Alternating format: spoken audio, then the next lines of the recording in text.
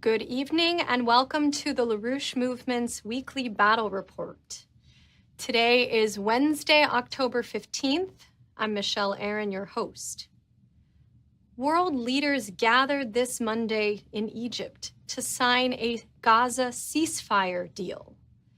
Videos circulate online of heartwarming and heart-wrenching scenes of hostages, captives, and prisoners from Israel and Palestine as they return to their families, to their homes, and often in the case of those from Gaza, to homes that no longer exist. But many wonder if the ceasefire can last. Other theaters of war, to use the terms of the last several hundred years of empire, are unresolved, are heating up, as though neocons wish to have perpetual warfare. They're making provocations toward Russia, Venezuela, and China. And within the United States, a crackdown directly on our own increasingly impoverished and desperate population. This animal approach, the law of the jungle, I need to take and you need to lose. Forget it.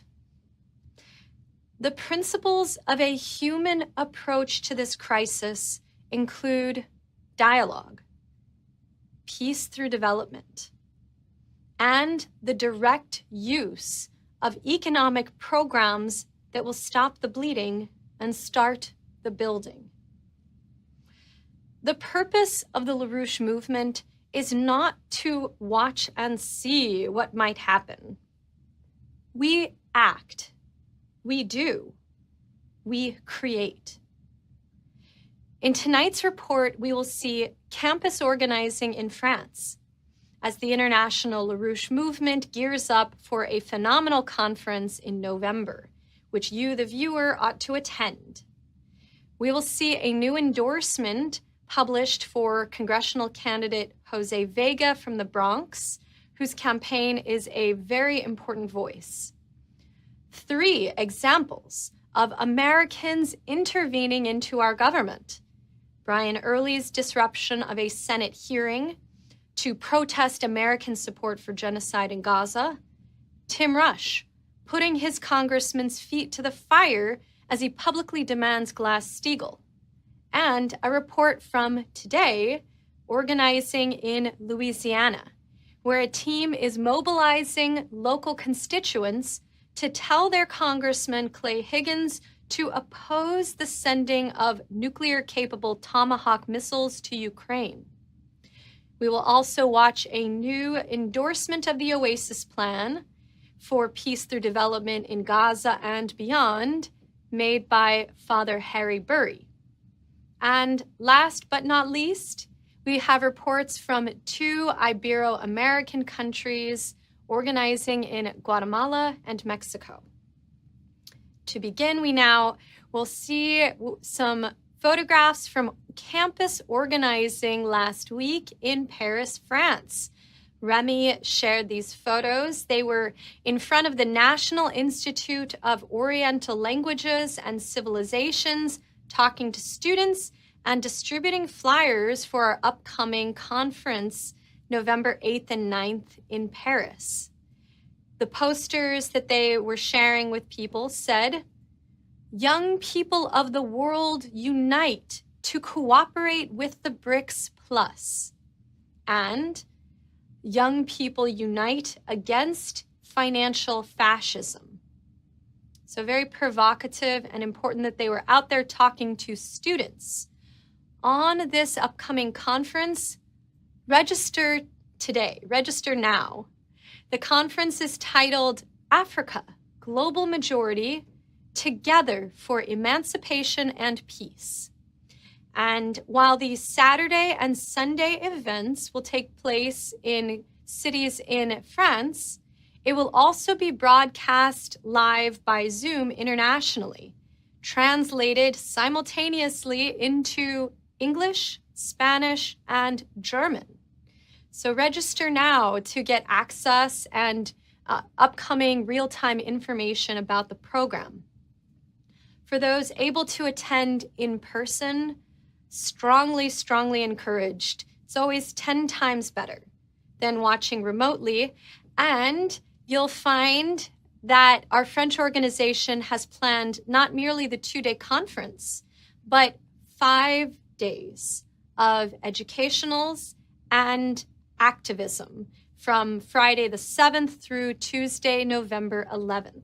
So if you're able to attend in person, book your planes and your hotels now. We now have a development on the campaign front in the United States.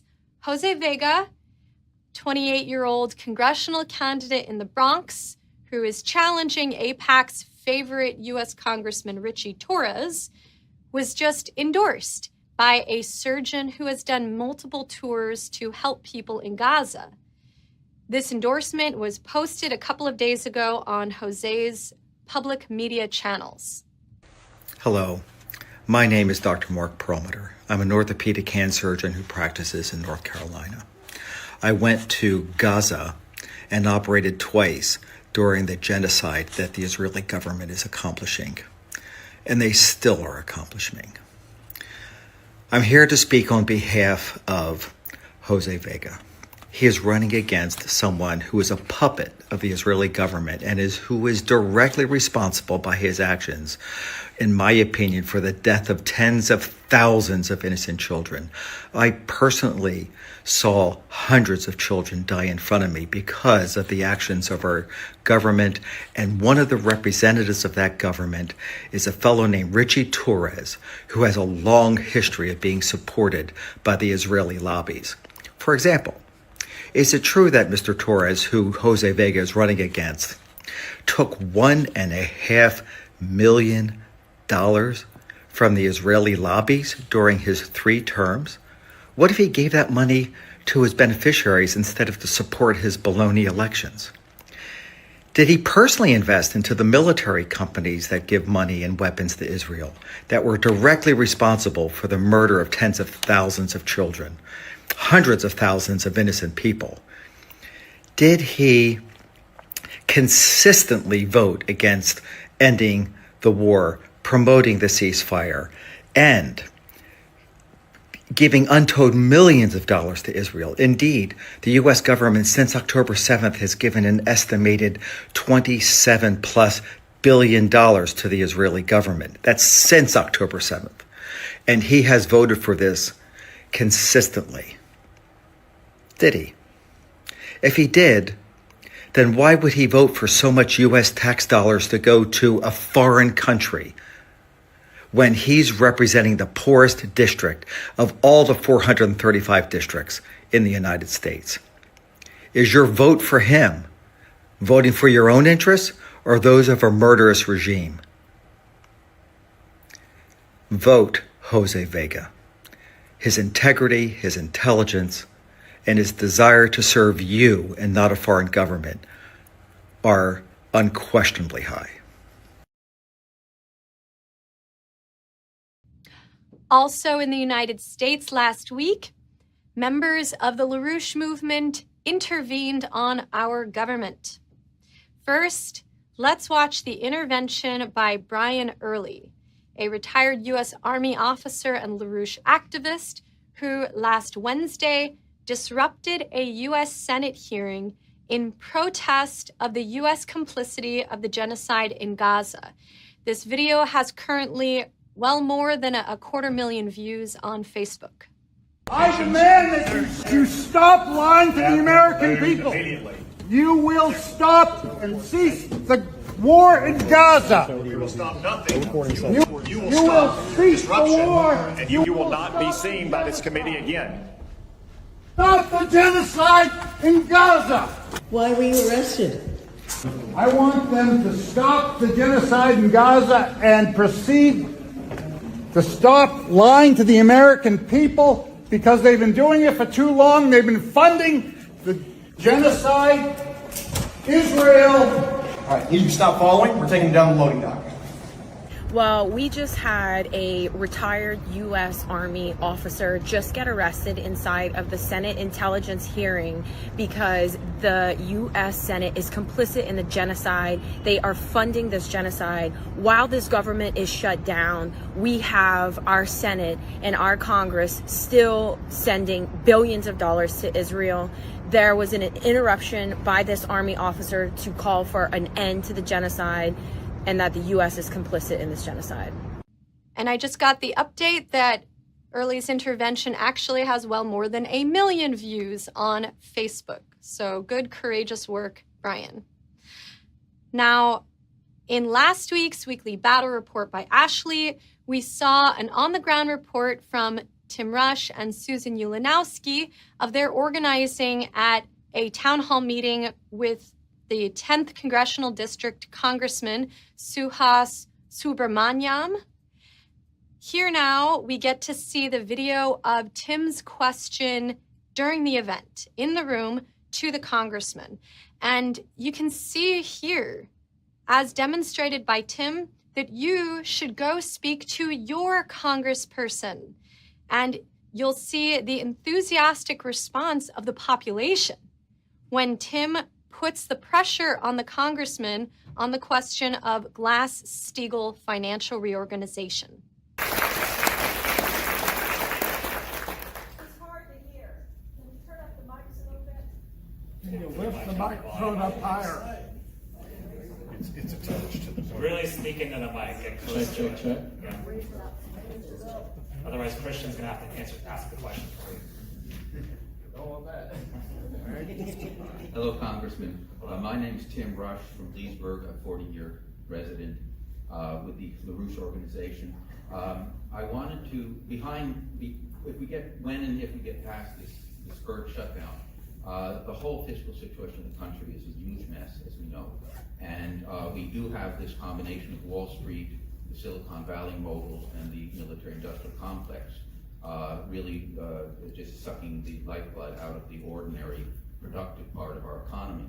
I brought up with you at an earlier town hall meeting and urged you to fight to restore the Glass-Steagall banking provisions that was a hallmark of Franklin Roosevelt's ability to run the New Deal. We had it for 60 years. It separates the commercial banks from the garbage on Wall Street. And when it was abandoned in 1999, we got into the 2008 blowout, and we're very close to new blowouts. So I wanted to ask you directly to say yes or no, will you support the restoration of Glass-Steagall? I've always supported that. Yeah, I would continue to support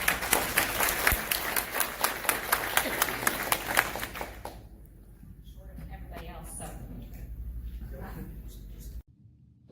Now to an on-the-ground report from Louisiana, recorded today, as Joe Jennings and his team were getting the message out that we should not send nuclear-capable Tomahawk missiles to Ukraine, as President Trump is currently being pressured to do. And then you'll hear immediately from Brittany. Brittany is one of the many people Joe and his team spoke to today and recruited to call their congressperson. Good day, everyone. This is Joe with the LaRouche organization down here in Lake Charles, Louisiana. It's the seat of the Caucasian district here. It's the heart of the district of Representative Clay Higgins, Republican.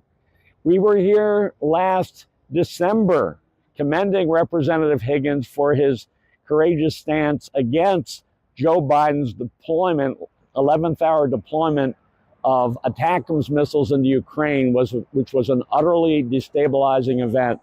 Well, now the same pressure is being put on President Trump to send Tomahawk missiles, lethal nuclear-capable missiles to Ukraine.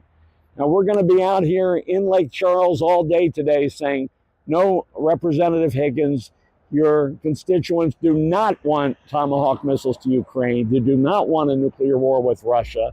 They want you to restore the track toward peace and cooperation that we saw coming together around the Anchorage summit just a little over a month ago. So this is our message. Representative Higgins, please tell President Trump, no Tomahawk missiles to Ukraine, peaceful cooperation with Russia, the BRICS, and the world. Thank you very much from Lake Charles. Okay, go. Hi, I'm Brittany Freeman from Lake Charles, Louisiana. I'm here stating that we don't want President Trump to send no missiles to Ukraine. Beautiful. And hi, Layla. And what's the little lady's name? Princeton. Princeton. And so we're getting a lot of calls in here to Representative Clay Higgins to tell Trump to stand up on that. Right. And you're going to make that call, right? Yes, I'm going to make that call. Appreciate it. And her birthday's next week, too. Yes, next Friday. Okay, thanks a lot. See you later. You too. Bye. Now, back to the question of Gaza. As the ceasefire in Gaza was coming into existence, last Friday, the International Peace Coalition, founded by Helga LaRouche, focused its 123rd consecutive weekly meeting on the LaRouche Oasis Plan, which Mrs. LaRouche is insisting must be put on the table right at this moment.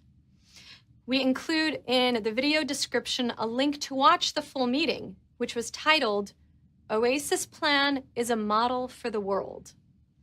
Now, on the previous Friday's IPC meeting, a new endorsement of the Oasis Plan was made.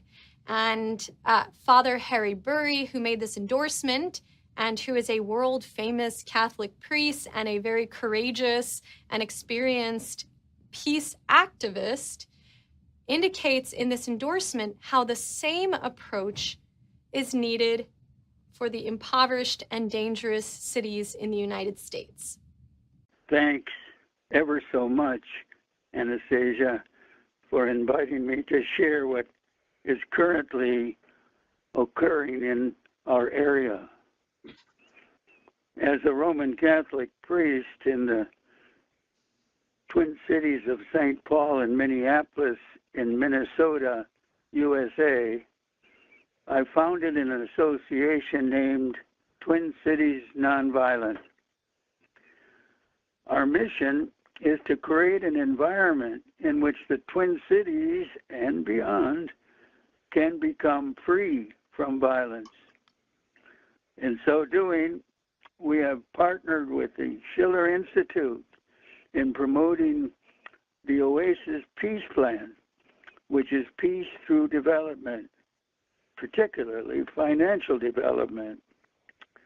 This peace plan is already being implemented by the BRICS nations, B for Brazil, R for Russia, I for India, C for China, and S for South Africa, with more than 14 other nations joining them, mostly from the global south. That makes these nations, joining them, perhaps representing about 3/4 of the population of the world. Amazing. The mission for this plan of development is for the developed nations of the planet to stop competing and to cooperate in contributing to the underdeveloped nations. So all the nations experience equity, that every nation be equal to every other nation. As a consequence, the mayors of St. Paul and Minneapolis have declared their respective cities actively nonviolent cities. Thus, the Schiller Institute and Twin Cities Nonviolent are modeling cooperating at the international level by together promoting the Oasis Peace Plan, and locally by assisting ex-gang members in North Minneapolis to develop, to enable them to get jobs that pay a living wage, or, if they wish, to start their own business. In the future, we intend to do the same training with the young warriors in Africa. We invite you participants in the International Peace Coalition to join this mission. We are also considering writing to Pope Leo and asking him to encourage the Oasis Peace Plan through development throughout the world to get as many people involved as we can. For the Oasis Peace Plan, through development, is making or creating hope to the hopeless. Thank you very much. Now we have a couple of photographs from a deployment last Saturday, the 11th, in Guatemala. IPC and Schiller Institute member Raul and his friends organized this pro-Palestinian action in San Cristobal, Verapaz, which is in Guatemala, a town of some 21,000 people. Now, this isn't their first rodeo. This crew leaflet Schiller Institute material in the central plaza of their town regularly on Sundays. And they have been patiently explaining to people the importance of the fight for Palestine and for a new international security and development architecture. So good job, our activists in Guatemala. Now, we conclude with a report on this week's organizing from our friends in Mexico. Hello, I am Fabiola Ramirez from the LaRouche organization, and this is a brief report on our activities in Mexico City. Yesterday, October 14th, we began our organizing at Polytechnico University, where we placed our banners and set up a table to contact students. In a moment of tension, City Hall authorities forced us to leave, arguing that we didn't have a permit to carry out political activities. To avoid confrontations, we decided to continue the deployment in the city center in front of the Juarez Monument. We carried our statements and a couple of banners, one to explain the difference between a productive economy and one based on financial services and speculation, also showing LaRouche's triple curve. On the second banner, we shared QR codes with links to our electronic page in Spanish, the International Peace Coalition, and the Spanish language alert service, among others. The team included 2 people who traveled from other cities to Mexico City to, along with us, organize and communicate to the population the solutions that the BRICS and the ideas of LaRouche represent. This is all for now. See you soon. Ciao. Thank you for all of your reports this evening. Tonight, we saw LaRouche movement organizing in Guatemala, France, Washington, D.C., Greater Virginia, Louisiana, and the further dissemination of our ideas and work through the online domain, through campaigns, including the endorsement of Jose Vega by Dr. Mark Pearlmutter. So this incredible work must be continued. Please go out and organize this week. Film it, take photos. If you visit your congressperson's office, you can do a selfie photo out by the front door or a video, and send in your reports to info@laroucheorganization.com.